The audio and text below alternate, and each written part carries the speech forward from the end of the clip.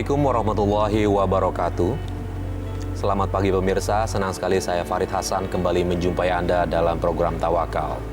Pemirsa, dalam hubungan rumah tangga, biasanya jika ada masalah berujung pada perceraian.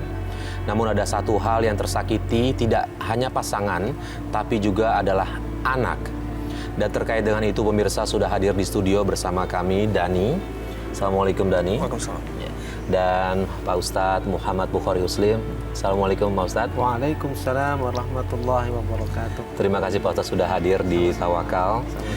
Pemirsa dan Pak Ustadz, Dani ini adalah salah satu anak yang menjadi korban dari perceraian kedua orang tuanya. Dani ingin berbagi kisah ke kita, permasalahan apa aja yang terjadi sehingga mempengaruhi dirinya. Dani boleh langsung cerita aja. Dari kecil saya nggak pernah ngerasain kebahagiaan kayak anak-anak lain. Yang saya rasain, saya sendiri. Orang tua saya sibuk dengan dunia masing-masing. Mereka nggak pernah peduli dengan saya. Ayah saya juga sering banget mukul ibu saya di depan saya. Dan itu bikin saya dendam. Dendam Dengan ayah saya sendiri. Bikin saya punya niat suatu saat saya akan balas dendam buat dia. Sudah berapa lama mereka berantem dari sejak Dani dilahirkan? Kemudian sampai umur berapa Dani melihat ayah melakukan kekerasan sama ibu? Saya mulai ngelihat kekerasan itu semenjak saya SD kelas 4. Udah mulai ada kekerasan, ibu dipukul, saya juga sering dipukul sama ayah. Boleh tahu apa yang mereka pertengkarkan? Ekonomi. Keuangan. Ayah suka gampang banget mukul. Ringan tangan. Oke, Pak Ustadz, ini Dani sebelum mendapatkan ayah ibunya bercerai, ternyata Dani melihat dengan kepala sendiri. Dia itu melihat perlakuan kasar ayah kepada ibunya. Ini gimana Pak Ustadz? Ya, Mas Dani, saya prihatin lah ya dengan kondisi Mas Dani. Tapi sabar. Pertama saya sarankan Mas Dani nih harus kuat. Yang kedua, kita harus ngambil pelajaran pemirsa. Apa itu pelajarannya? Inilah akibat kalau sebuah mahligai pernikahan tidak dibangun dengan kebaikan. Ini di antaranya nih. Maka seyogianya sebuah pernikahan itu kan menjalin hubungan, bukan merusak hubungan. Kalau seorang suami punya kewajibannya adalah sebagaimana dikatakan di dalam Al-Quran, Allah berfirman, "Qu anfusakum wa ahlikum naro." Jagalah dirimu, jadi diri sendiri. Wa ahlikum, nah ahli itulah istri, anak. Berarti kewajiban orang tua, khususnya suami, menjaga istri dan anak. Namanya menjaga, bukan menghancurkan. Apalagi ceritanya tadi. Apa suka mukul, ringan tangan, salah. Ini sebuah kasus lah ya. Mudah-mudahan tidak terjadi di tempat lain. Maka seorang suami itu harus belajar. Belajar apa? Untuk bersabar. Kasus yang tadi ceritakan Mas Dani, masalah pokoknya adalah ekonomi. Pemirsa, dunia ini kita yakini rezeki itu sudah ditulis oleh Allah, dijamin oleh Allah. Kita ini yang membuat kita ini susah, sulit, bukan masalah rezeki, tetapi menutup kemauan kita. Keinginan kita ini yang tidak terbatas. Kalau rezeki ada kok. Yang penting kita mau memanage hati kita. Istilahnya adalah qanaah. Qanaah itu menerima apa yang diberikan oleh Allah. Sehingga nanti istri juga qanaah, anak-anak juga akan baik. Bagian dari kewajiban suami itu memberikan nafkah yang halalan thayyiban. Sehingga nanti berpengaruh kepada istri, kepada anak. inilah perintah dari ku anfusakum wa ahlikum naro. Itu Mas. Oke. Baik, Dani boleh cerita ke kita nggak apa yang dilakukan Ibu Dani ketika mengetahui kalau dia sering dikasari, apakah melapor ke pihak berwajib atau keluarga? Dulu saya anggap ibu saya seorang malaikat. Dia dipukul begitu, tapi masih sabar, Dia diam aja. diam aja. Tapi semuanya hancur. Maksudnya hancur itu bagaimana? Ibu saya selingkuh. Bener ya Mas ya? Iya benar. Aku tunggu loh. Janji. Loh! Mama lagi ngapain sama Om? Kamu ngapain? Masuk gak pakai ketuk pintu dulu? Tadi aku bilang ayah, Ma. Diam Ampun, kamu. Ma. Cuma Sakit. sama mama. Sakit, ampun. Ingat, sampai ngomong sama papa kamu. Sakit, Ma. Mama pukul. Ampun, sakit. Tahu apa kamu ya? Sakit, Ma. Ampun.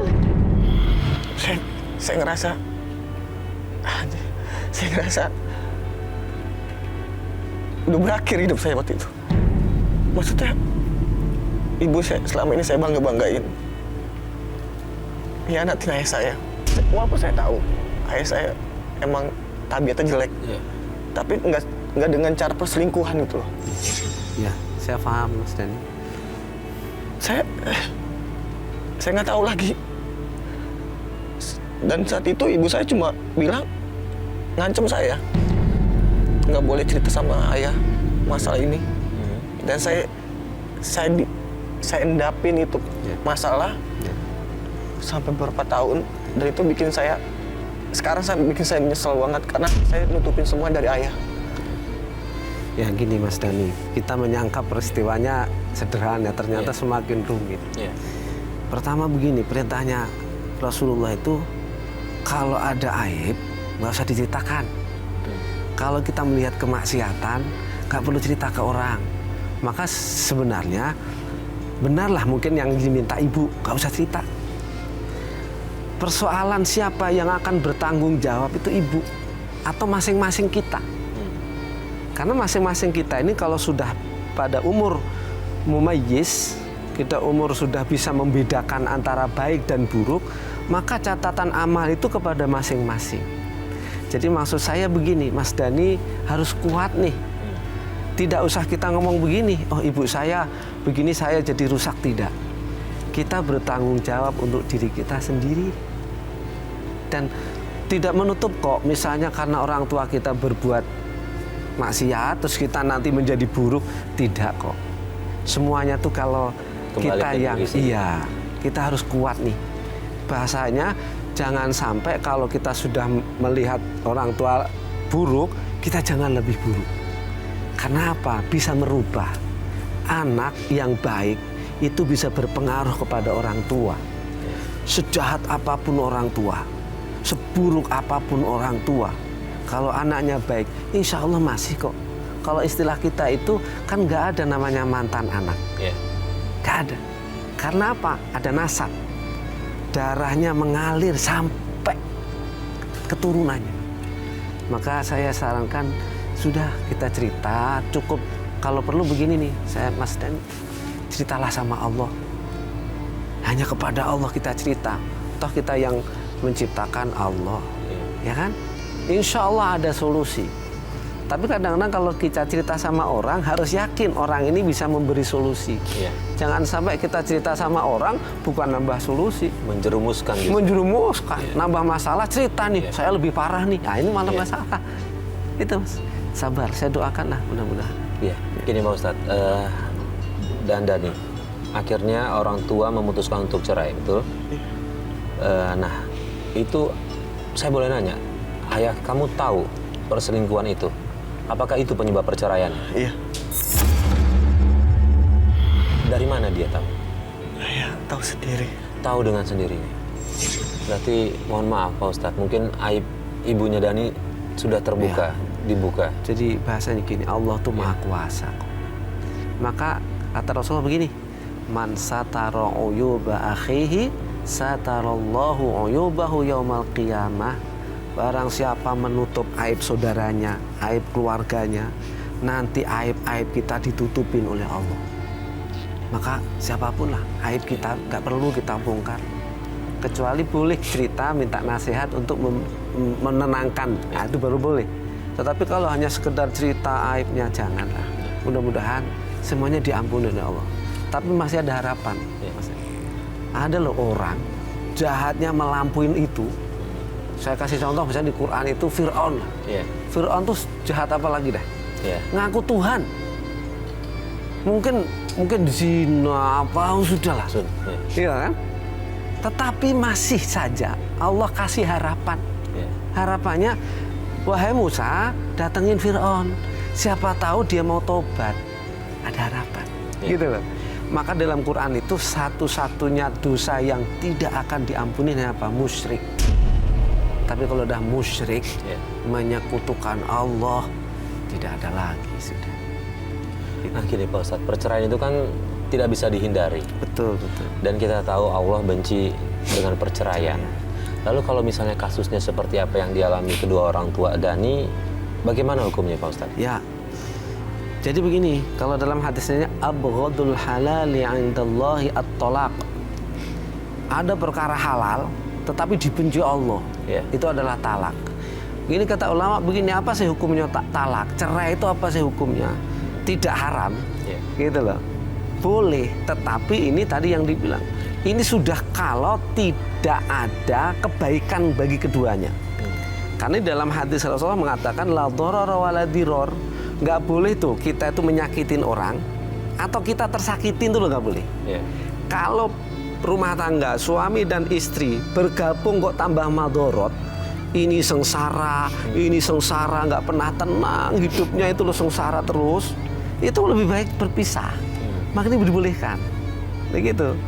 Dan kalau melihat ceritanya Mas Dani ya mungkin itu terbaik. Bisa jadi itu terbaik. Selalu berpikir positif, selalu ada makna di balik itu semua. Optimis, positif. Jangan kita terus putus asa, apalagi dendam. Jangan, sudah. Apapun orang tua kita itu, dan kita nggak tahu, siapa tahu nanti di ujungnya masih tobat. Itu. Karena apa, nanti di akhirat itu bisa kemungkinan ketemu loh. Gitu. Kita berdoa, ya Allah ampunin orang tua saya, ternyata diampunin. Kita ketemu kok. Nah, makanya saya bilang tadi, anak nggak mungkin kok. Bekas anak, bekas orang tua tuh nggak mungkin. Nggak ada. Kayak gitu. Oke, Dani, setelah orang tua bercerai, Dani tinggal sama siapa? Setelah bercerai, ibu minta saya untuk ikut dengan ibu tinggal. Tapi karena masalah itu, saya memilih untuk tinggal bersama ayah. Tapi... Maksudnya tapi itu apa? Ada masalah lagi? Ada masalah lagi saya dengan ayah yang membuat saya harus tinggal sendiri. Boleh tahu masalahnya apa? Ayah melakukan suatu ritual. Dan saya juga nggak ngerti itu benar atau enggak. Saya nggak ngerti itu jalurnya.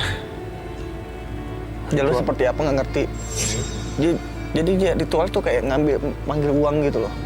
Dia bilang dia punya beberapa pasukan jin.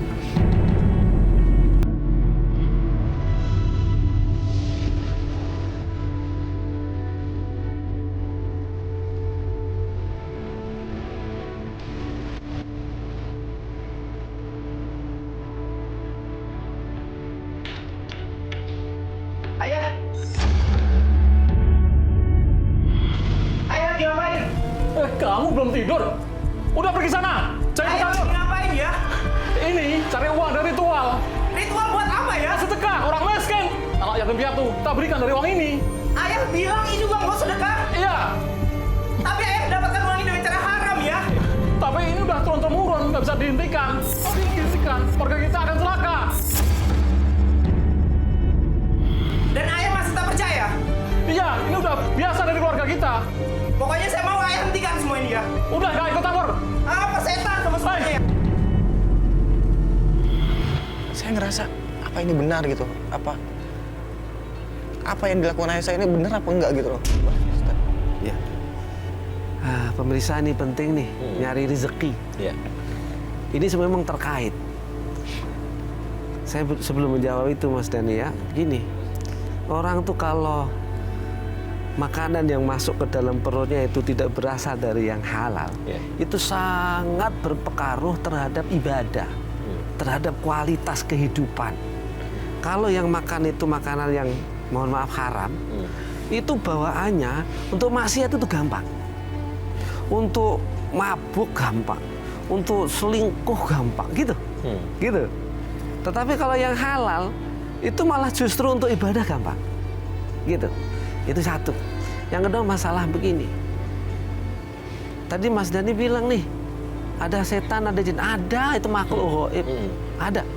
Persoalannya kalau seseorang meminta bantuan kepada makhluk gaib, jin, untuk urusan dunia, ini yang tidak boleh. Kenapa nggak boleh? Bukankah kita yakin yang memberikan hidup kita siapa? Allah. Ya kan? Iya. Yang kita menyebabkan kita lahir juga Allah. Loh kok kita mintanya bukan kepada Allah? Iya. Nah, ini nggak boleh. Ya kan? Terus melakukan ritual juga ini adalah musyrik. Solusinya begini Mas Dhani. Jangan hanya karena masalah. Kewajiban anak mengingatkan. Iya. Lah mengingatkan itu ada dua caranya. Dengan cara yang baik, selalu diingatkan dan selalu didoakan. Gitu. Maka cara yang pertama kita ingetin terus. Dan jangan bosan. Wala tayasu mir rauhillah. Jangan putus asa untuk berharap pertolongan Allah, rahmat Allah. Jangan. Ini yang dilakukan oleh siapa? Nabi Ibrahim. Nabi Ibrahim itu, mohon maaf, bapaknya jualannya jualan patung. Jadi mohon maaf, rezekinya kan haram tuh, kira-kira kan gitu kan. Tapi Nabi Ibrahim nggak putus asa. Didoakan terus, dinasihatin, gitu. Dan nggak pernah nggak ada ceritanya Nabi Ibrahim mencaci orang tuanya. Bahkan mendoakan, sampai meninggal pun didoakan. Walaupun akhirnya dilarang, karena apa? Yang penting tidak beda akidah. Iya. Itu Mas. Oke. Nah Dhani kan tahu sebenarnya apa yang dilakukan sama ayahnya itu nggak benar. Betul. Dhani tadi kalau Pak Ustadz bilang udah ingatkan. Nah pada saat itu Dhani sempat mengingatkan nggak? Sempat. Bahkan saya sempat adu argumen. Ayah bersikukuh bahwasanya ini jalannya Allah gitu. Dengan bantuan jin makhluk dia, uang ini ditarik untuk sedekah, dibilang. Saya nggak masuk logika saya gitu. Karena jin itu punya banyak tipu muslihat menurut saya. Jadi saya nggak sampai mati pun saya nggak percaya sama jin. Tapi saya bangga sama Mas Dhani. Dia masih punya keteguhan untuk mengingatkan orang tuanya. Ini yang penting nih. Kita bangga punya anak muda masih bahasanya yang hak-hak, yang batil-batil. Nah, tapi caranya harus yang baik. Gitu. Tadi ada satu hal yang menarik buat saya Pak Ustadz. Ketika Dhani bilang uang hasil berkawan dengan jin itu digunakan untuk sedekah. Nah ini gimana nih Pak Ustadz? Begini, ada innallaha thayyibun la yaqbalu illa thayyiba. Allah itu baik dan tidak akan menerima kecuali dari yang baik. Nah, kita yakin ngambil punya orang dengan apapun caranya kan nggak baik, maka nggak mungkin diterima, nggak boleh, gitu. Maka nggak akan diterima. Justru nanti di bahasa kasarnya dituntut, orang yang diambil itu akan nuntut, ya kan? Kita yang mohon maaf menggunakan untuk sedekah, pada sedekahnya bukan dengan cara yang baik, hasil yang baik, dituntut juga. Loh, Anda kok beramal dengan cara yang tidak baik, gitu.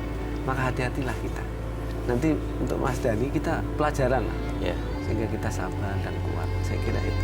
Dan saya mau nanya, sampai sekarang ayah masih melakukan ritual seperti itu? Iya, sampai sekarang juga masih ngelakuin hal itu.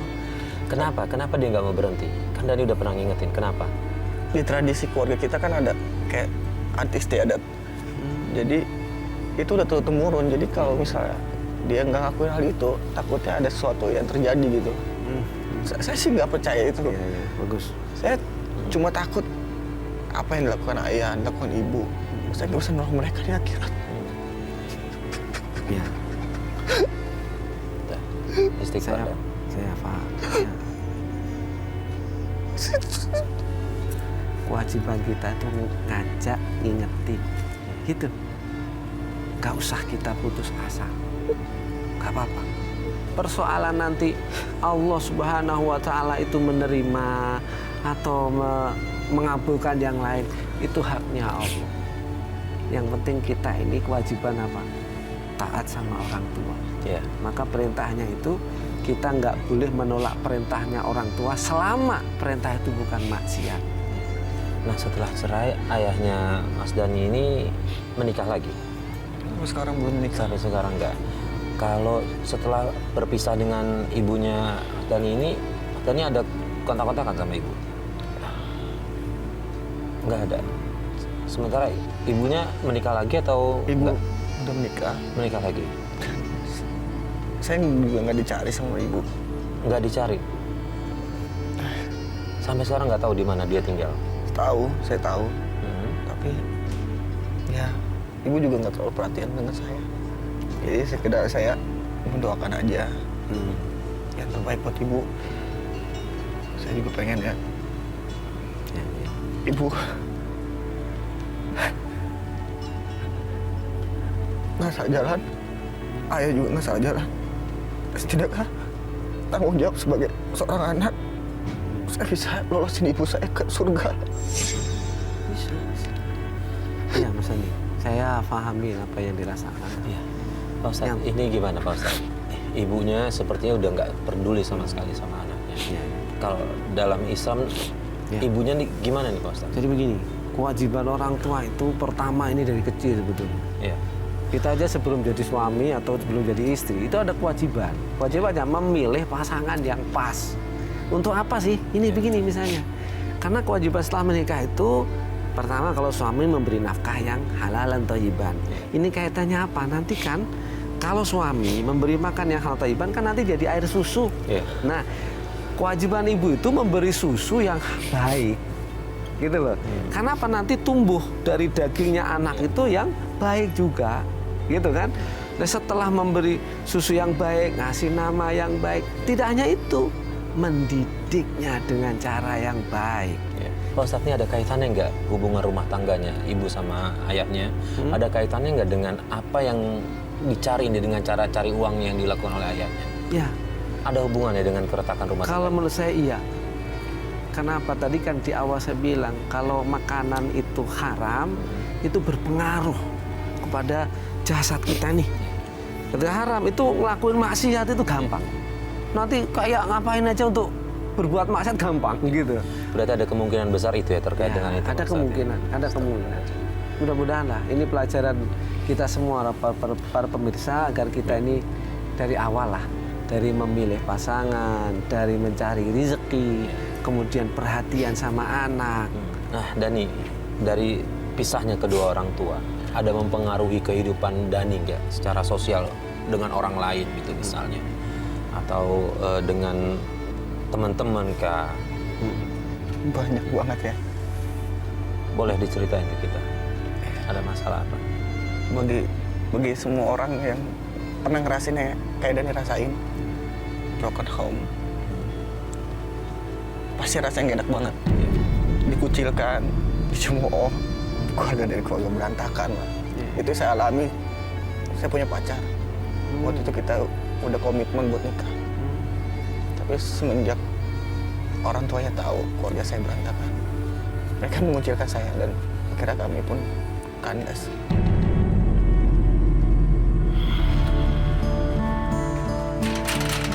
Mira. Mira.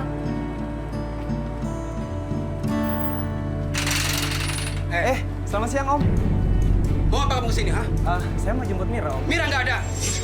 Loh, tapi saya udah janjian, Om, sama Mira. Iya, tapi mulai sekarang saya melarang kamu berhubungan lagi dengan Mira. Loh, tapi kenapa, Om? Saya kan sebentar lagi sudah mau nikah sama Mira, Om. Saya melarang kamu nikah dengan anak saya.